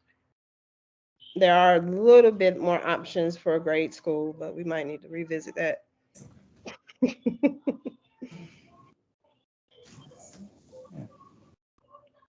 Anyone else? Yes, Miss Amber. Hello, everyone. Thank you so much for hosting this meeting. I'm super excited for my son to attend your school. But I do have a question. I came in late because I totally forgot. And I did hear you say that the modules will be posted, but where will they be posted so I can go back and catch up? On the website. I don't know where we're going to post it. It may be on the Great Start page. It may also be just on, there's a parent page for just general that's always there. And there's a Great Start page that we put up during this beginning season. So, and we'll probably just send something out as well to let you know. But yeah, I would say the Great Start page is the first place. Okay, thank you. And I have one more question. From my understanding, you all do a school tour. Are you all going to be doing that during the summer, or was this the last week to have it done? I know that you all have an open house in July, but is there going to be anything during the summer where we can, like, the parents can come and peep at the school, or was that already covered? I don't know. Unfortunately not.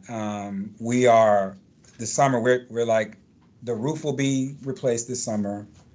So that's going to take us, we're not even going to be here. We're working and we're not going to be here for quite a bit of the summer because of that. And after they do the roof, they're going to do the turf. So it's going to be a lot of work.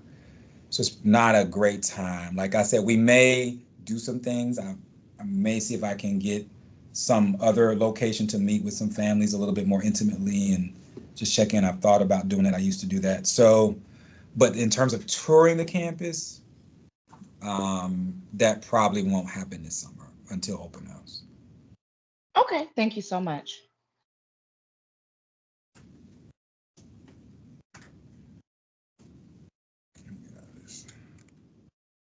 These, you got anything else? Because I'm just. Yes, Mr. Bender.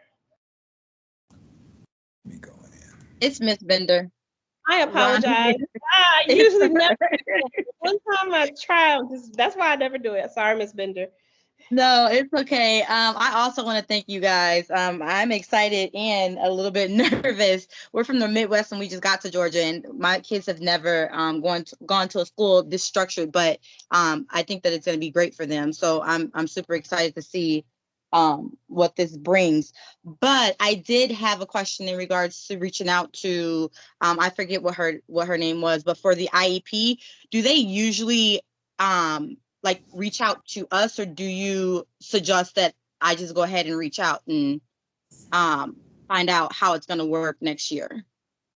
If you provided it during enrollment, our enrollment office is pretty good about getting it over to our special education coordinator upon enrollment, just so that we can have an accurate count and look at the IEP and get ahead of any needs and what have you to make sure that we have those things. I also will put Miss Audu's email in the chat again, and you can send it to her directly as well. Okay. All right. Sounds good. Thank you. Mm-hmm. So just as an aside, I heard the structure thing. So this is the structure meeting. So that's what this was. But I told this to someone today. I was skeptical, but I did follow up and research this thing on my own, and it looks legit. There's apparently a research study that some architecture graduate student won a prize for, where they built playgrounds, and some of the playgrounds had a fence and some didn't. And what they found was in the playgrounds where there was a fence, the kids explored more and they went really far and went real close to the fence. And in the playground where there was no fence, they stayed in the center and huddled around the adult. And so it's funny because I've always said we wanted to have a situation where we have structure, but like a big playground, but with high walls. And I heard that, I was like, wow, that's interesting. So we want them to have the space to do great things, but they seem to now, I can reinforce my own self, they seem to want to know that somebody's kind of got the structure right and that it's not chaotic and crazy and it's safe. So then they're now safe to do what they do. And it's really true for the girls. It's the whole, one specific example is the whole mean girl behavior, like Dee's and Rice, they just do not allow it, and it makes other girls feel safe. There are girls who have come here who used to see, people thought they were mean because they were at a school where they felt they had to be. And it took them a minute, but then they adjusted. And then the boys were at schools where they thought they had to fight. And they got here and they realized, no, you don't have to because we got it. And then they chill out a bit. So there is something to the structure, but it's not because we don't want them to be able to express themselves and be creative in the classroom. It's the reason we create the structure so that they can be. Ms. Campbell? Hi there. I will say that our son is going to be a rising kindergarten. So I did get a chance to, with my daughter, read through your handbook, which I thought it was a brilliant idea to get families engaged. So I was super excited about that part. So is there a place that we can go ahead? Because with the beginning of the school year and all of that, it's going to be, kind of chaotic, right? Is there a place that we can just go ahead and sign up, or just at least put interest for the family engagement part, just so that we can put our interest in? That was one of the things that was kind of slightly up in the air last year. So I just wanted to, with my new, with our son now also getting engaged, to really try to get our family even more involved. Thank you.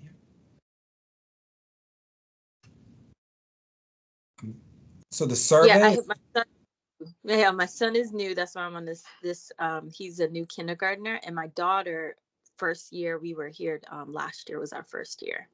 Oh, got you.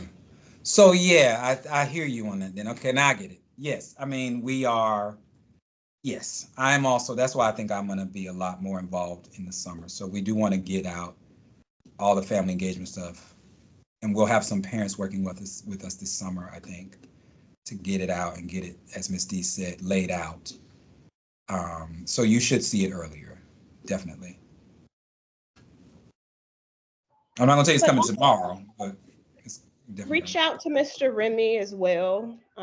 He already kind of has some structures in place that will carry over to the next year on how to get families engaged and volunteering and partaking in the different things that are going on that are kind of standard every year.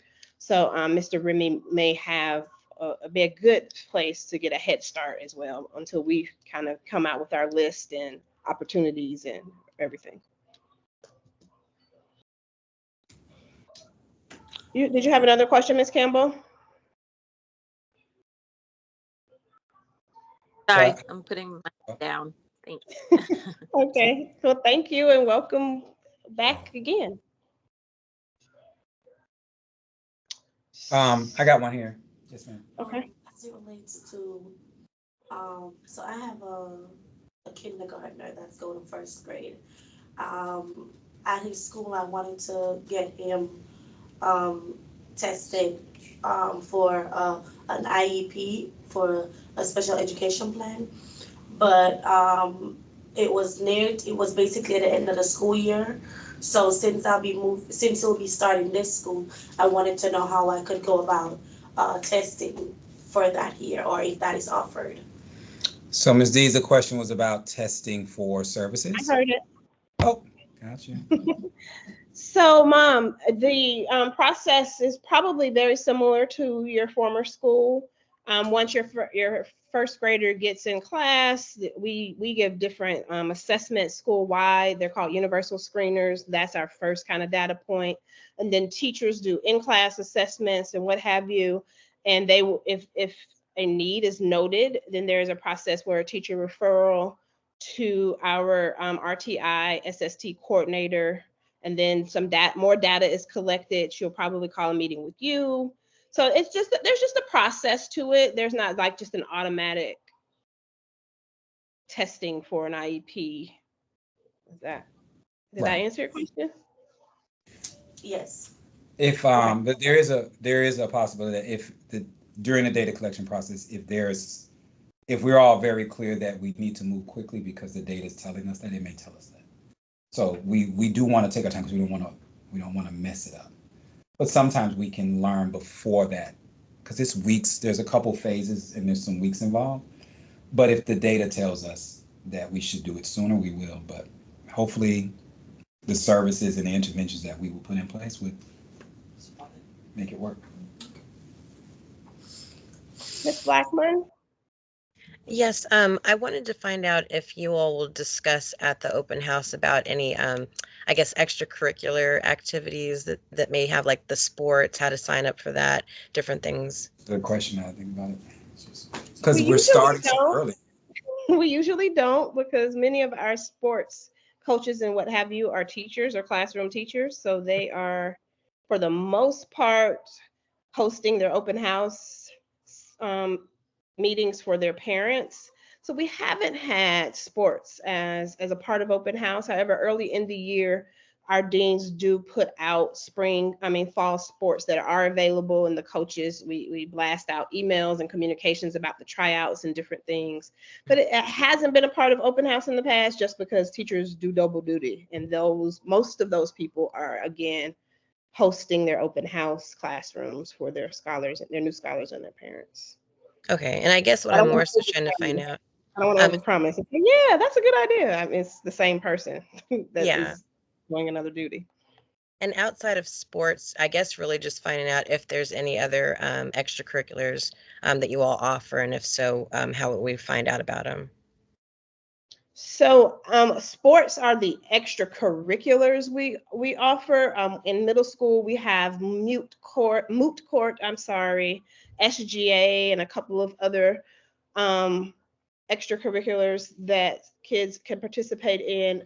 The clubs that we offer are teacher-based or kind of interest-based. So they kind of happen in two ways. Groups of scholars, for instance, want to have an art club, and they ask one of their teachers to host it, and the teacher agrees, and she does art club for a group of scholars. Or a teacher is really into chorus. We have two teachers that have already proposed, two staff members, because all of them are pairs, have proposed a glee club for next year. So that is their interest, that is their area. They're already preparing for it. And the deans are working, and all of these type things come out of our offices of our deans for student activities or what have you. So there's not a set list. Like, we don't always have, this year we had dance for K2 girls, a dance club. We've never had that before. That staff member may continue with that, or she may not. So I don't want to tell you that we have all of these things, and because it's contingent upon the adults who are available to volunteer their gifts and talents. But the sports are pretty set, and unfortunately, our leagues for sports are mostly middle school age. We have in the past had some basketball at the upper elementary, but we haven't. And we do have cheerleading for upper elementary and lower elementary. Okay, yeah, I've got a rising third grader. Girl or boy? Boy. Yeah, so things have been pretty limited. We have robotics as an extracurricular that Miss Mack usually offers, but I'm not, Doc, you know the grade level for that? Sure. She didn't do it this year, so it's kind of hard to remember, because she was, like you said, she had to do something else after school. Right. So I just don't want to sell you, Ms. Blackman, like this list of all these things are set in stone, and what we do, it does vary from year to year. And what happens is the deans have kind of cast the net already asking about next year clubs. I will remind Dean Rice tomorrow to revisit that. But then early in the year, they do it again. People have a deadline to get in their application or proposal to them on what club they want to host and when and who. And so, yeah, it varies. We do have chess. We do have chess from an outside vendor, Chessology, that is done on campus that lots of our boy scholars participate in. And we're trying to do something similar with a dance company, similar to how our chess vendor comes in, having a dance company come in a couple of times a week. But those are paid. Those are both kind of with a fee attached to them. Okay. And just last question on that. If I do know of an organizer, how or who would I need to direct them to if they wanted an outside person? The dean for you, Dean Jackson. Okay. Thank you. Great questions. Thank you. So another opportunity to say, you reach out to Dean Jackson, he misses you, you miss him, Mr. DuBose, he misses you, then you send it to me. So when you're an active parent and you want to do something, we will figure it out. Okay, sounds good. Thank you. If you have, good afternoon. If you have multiple scholars attending, and let's say, for example, your extracurricular activities, I heard her mention chess, for example. Let's say you have, as I said, multiple scholars here. Is there like a discounted rate or? Yeah, there's for the vendors, even Global Tech, our aftercare vendor, the chess vendor, they all have discounts. I just can't tell you what they are. But those are things, again, if you have a unique circumstance, like you got 3 or 4 kids trying to do something, reach out to the dean, and then, we may be able to talk to the vendor and say, hey, like, what can we do here? Okay. Yes, ma'am. Does the school have a soccer team? Yes. For the older, well, we did for the boys. It didn't work out well, but it wasn't because of lack of interest. That was just timing. For the same for the soccer team, do you have like your coaches? Are they like there's a coach beginners getting into, or it's just for a competitive? It's usually by age group. So the question is whether we have a sort of a training beginning soccer, and probably that applies to a lot of other sports, or whether it's competitive. It's competitive. So they try out and they're in a league. Now, this is another place where, just like Ms. D said, with teachers, parents, if parents wanted to, like the kids wanted to sponsor the club, we still need a staff person to be a part of it. But a parent could be a part of a club or activity like that and be associated with it, as long as they have a staff member willing to do it with them. And you just have to you have to have a background check and go through the parent training and fill out the application or whatever, right? And then that's also possible, because those are the kinds of things where it would make sense a lot of times for parents to work with kids. Like we like working with kids and training them and how to play basketball, how to play soccer, how to play tennis, and it not be so competitive. So that's a possibility. And it kind of depends on what people volunteer for, what the teachers want to do. We had a teacher who did that 2 years ago. She worked with the little kids and exposed them to different sports. Fundamentals. She did fundamentals. She did fundamentals, but then she moved on. So all of our sports teams do incur a tryout. So yeah, they all try. I get the tryouts, but what I was looking at is well, see, I'm a competitive person, as in so if my son is going to be playing for the team, I want to know that like what's the interest of the school, where do they? So you have the opposite question. Your son is competitive? Is that what you mean? No, not necessarily. Okay. Right. So what? That's an inside joke. Okay. Sorry about that. Right, but So, like, I would like to know, like, like, the school's interest, like, where are we just basically entering the competition for entering its sake, being, like, part of a number, or are you actually trying to compete? I like We want to win. We like trophies. We want to win. Our cheerleaders are probably the most. Yeah, we win around here. I don't know. I'm not quite sure what you're saying, but I think I do. We want to win. That's coaches will pick the best athletes to be on the team of what they have to pick. It's not a participation sport. Like, it's not participation trophies. Just everybody gets a chance. Sports is not our focus as a school, like, but we want to win. The coaches would like to win. They would like to compete at the highest level for the level of competition that they're in.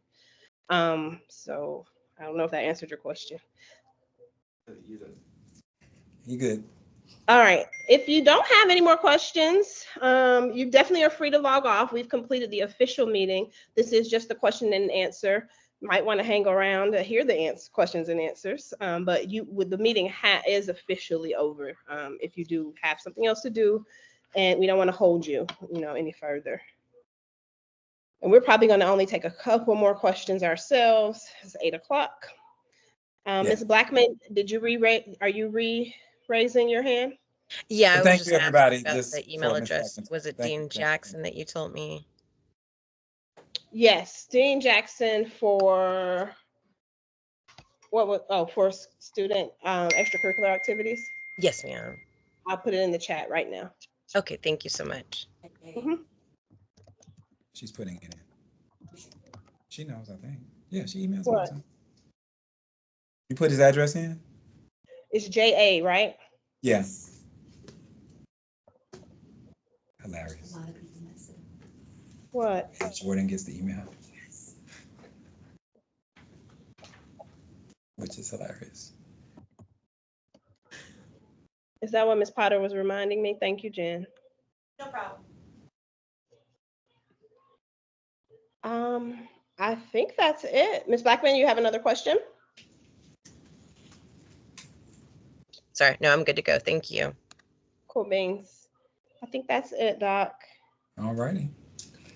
Thank you, Ms. Dees. Thank you, parents. And reach out with any question. You can find the person and remember who you need on the contact page. If all else fails, call Ms. Johnson in the front office. We're good. Info. Why didn't Dean Jackson's email come up like a link for you? There it is. All right, I fixed it, Ms. Blackman. Thank you all. Yes, Ms. Anderson, be excited. Genesis is awesome.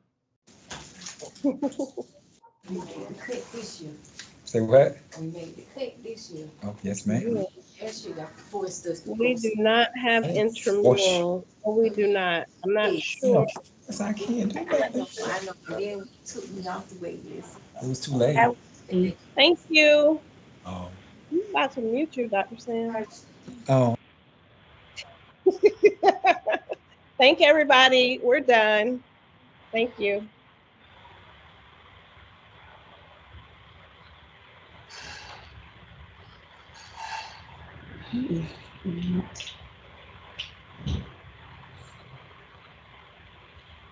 Mrs. Sams, what was the intramural thing? I don't know. Did we miss that? No, it sounded like he was asking, when he was saying how competitive we are, that person with that question, it sounded like he was looking for intramural sports where there is no competition. Is it, you know what I mean? I was just saying we don't have that. No, we do not. We are part of the league, a competitive league for different age groups. Right. Yeah, that's all I was saying. And it goes all the way through a championship game. So yeah. So it sounded like his question was, do you have intramurals? And I was just trying to say, no, we don't. Okay, cool things. Okay. All right. Well, I'm gone. All right. Doc, end the meeting. All right. Right. Dr. Sams, you want to go ahead and end the meeting? Yeah, I was just talking. I had people here, so I was just talking. You just end the team meeting. Yeah, I'll end this one. I was saying I wasn't paying attention to this one. I got it. I'll see you later. I'm coming.